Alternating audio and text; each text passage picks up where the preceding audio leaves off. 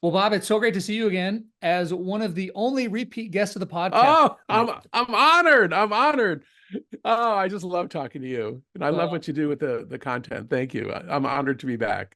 I couldn't be happier to have you back, and you've been a great supporter of the show as well. You recently wrote a book titled Friction Project: How Smart Leaders Make the Right Things Easier and the Wrong Things Harder. So I would love to hear what lessons from this work you would most want to pass on to others. Oh, okay. So let's start with the headline. This is the title of chapter one, which is that from our perspective, after 8 years of research, it sort of boils down to the best leaders, and we mean leaders anywhere in the organization, from CEOs to one of our stars is a DMV employee, Department of Motor Vehicles in California, that they see themselves as trustees of others' time, that they're always really sensitive to how others are acting. And just to tell you the Department of Motor Vehicles story, um, one of the heroes of the book was, I went to the DMV. There were 60 people in line at the Department of Motor Vehicles in California. And I said, oh my God, I'm going to be here for 3 hours. We walked down the line, 7:30 in the morning, asked each of us what we're there for. Some people he said, no, we can't help you with your passport, for example. Most of us he gave forms. He told us what window to go through. I was out of there by 8:15. Wow. He was a trustee of our time. Now, Huggy and I are in contact with the people who lead the Department of Motor Vehicles. They're doing a systematic effort to reduce burdens and frustration for citizens, and they're really making progress. So my line to my employer, Stanford University, since we both work for universities, and to a Google executive yesterday is the California Department of Motor Vehicles can be trustees of our time and make things better. You can do it for your employees too. And it's just by doing all the obvious stuff: training, handoffs, technology, and tracking the customer and the employee journey to make life easier for them. So that's sort of the headline. We have all sorts of examples in the book, but to me, that's the headline. If you think of yourself as a trustee, I think it changes the perspective. I love the framing because yeah, nobody wants to, presumably nobody wants to waste other people's time. But I love the framing of this extra step of I'm a trustee. I have this Yes. important responsibility to not waste your time. And to be clear, like we talk about, CEOs can have the biggest impact in big organizations. So when you're a CEO, if you send out a 2,000 word email that's kind of unreadable just because you blasted it off in the middle of the night and you sent it out without asking anybody, which by the way happens in large corporations all the time, you are wasting maybe thousands of people's time. So that's just being a trustee. Awesome lesson. What other lessons from the book would you like to pass on?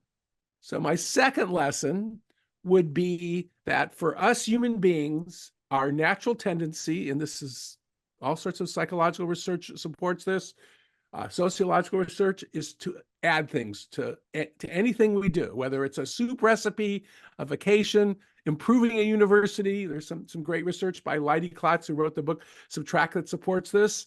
But when we sort of switch on our subtraction mindset and try to figure out what to remove, we can make things better. And we have to fight this natural tendency. And my very favorite example, and I'm using a lot of government examples, the book's mostly corporate, is that in the state of Michigan, there actually was a form that 2.5 million citizens, actually residents each year, filled out. It was to get things like food, health insurance, financial support for their family. It had 1,000 questions. Oh my My God. favorite or least favorite question was, when was your child conceived? I don't know when my children were conceived, maybe you do.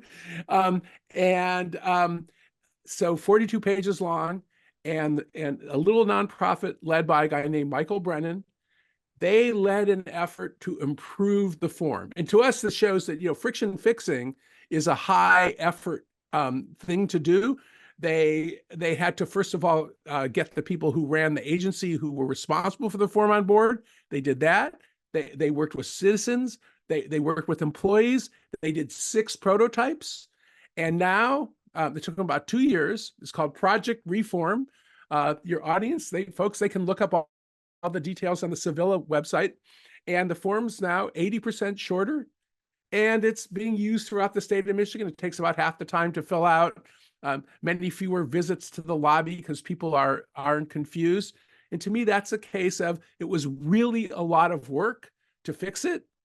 But now 2.5 million people a year have much less burden on them. That to me that's subtraction. And that's one that everybody wins. So I love that example. Yeah, and certainly related to the first as well, of being a trustee of people's time. It reminds me of this connotation I have in my head, partially with math.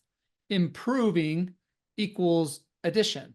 I never Yes. like numbers and math and improving. It's like, what can I do on top of everything to improve? So it's just so funny how this connotation is so strongly linked in my brain. Improving equals addition. And you're saying improving often equals subtraction.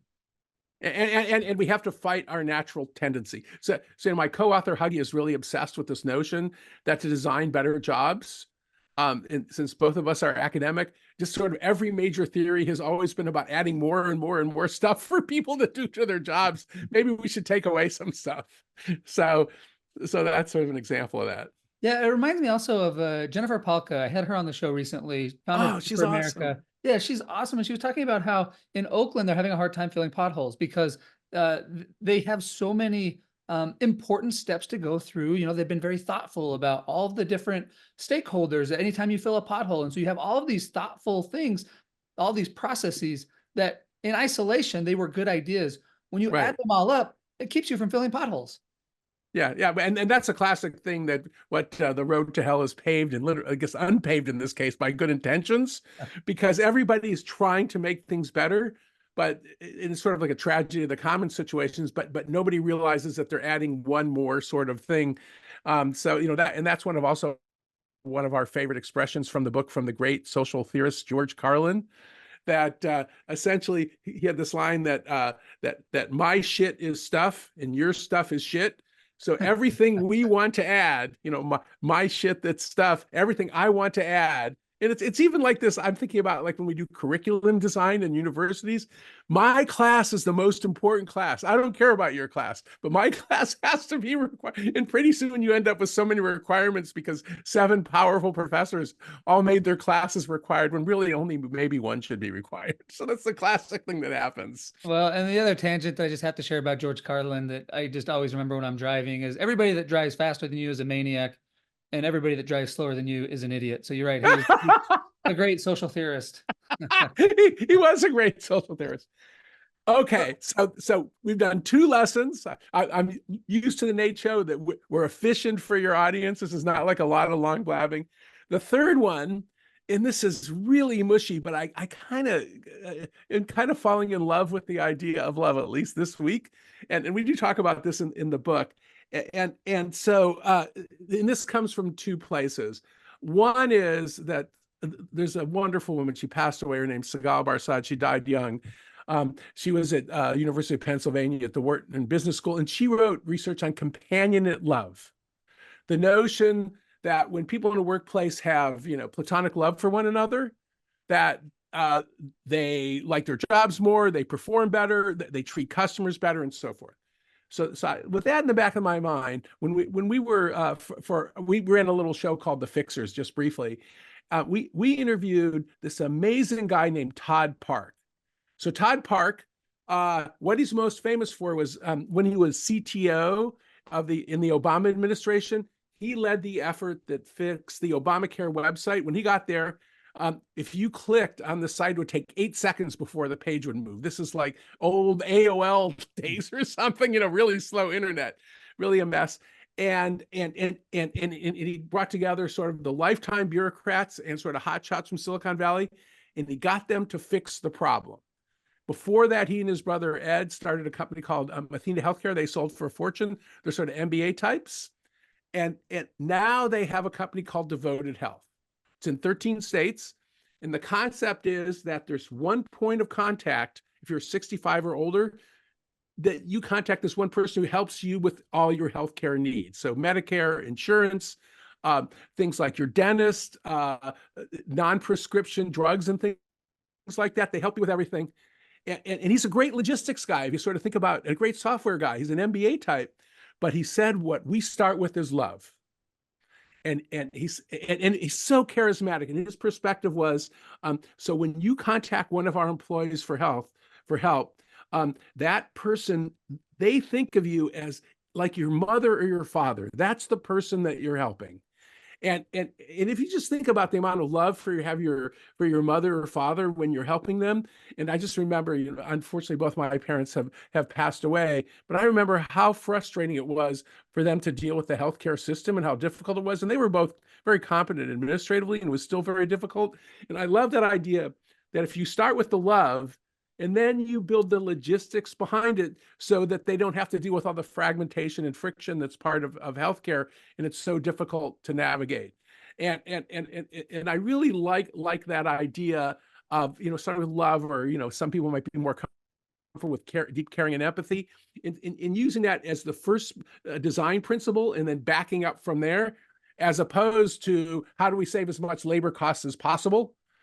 When people call us and then they put you on hold for 57 minutes because, well, it's cheaper for them than if you're on hold for 7 minutes, for example.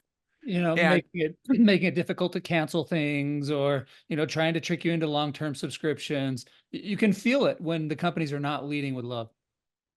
yeah, so a great example of that, which is in the book, and we fact-checked it extensively, is Netflix. And so this was when early days, this is like 2005, 2006. They used to have a situation where it's hard to cancel. And then Reed Hastings, the CEO, was embarrassed by it. And so were a whole bunch of people, including Patty McCord, who was basically head of HR in those days. And they made it, and if you go to Netflix, it's just one click. It's really easy to cancel. And they did that initially so they wouldn't be embarrassed. Wow. Literally, that's what Reed would say. He'd go to parties and people would give him grief because he couldn't cancel it. But then they figured out that one reason that they were able to be so effective in the long term was they had more sensitive data about the quality of their offering, because people could cancel so easy. They had less noisy data, as opposed to, I don't know, something like a gym. Or maybe you don't want people to cancel. Yeah. Or the New York Times, which is pretty difficult to cancel, actually.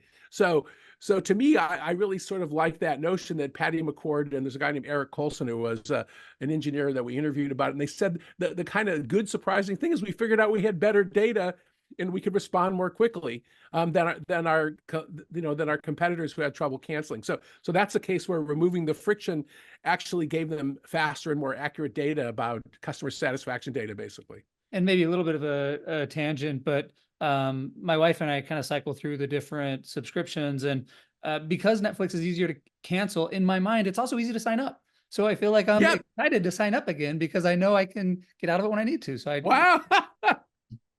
Oh, that's a great example. Well, I love these lessons, Bob, and I love the idea of love and logistics, and I think it certainly works in the workplace, and I think it's probably a good idea to use that mindset in basically all areas of life. So yeah, well, if you care about people, it helps.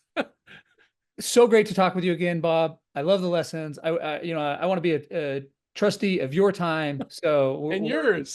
We're at the time, but I just look forward to sharing these with my students and other professionals and children. So thanks so much for coming on the podcast again today. Oh, thanks so much, Nate. It's just a joy to talk to you. Thank you so much.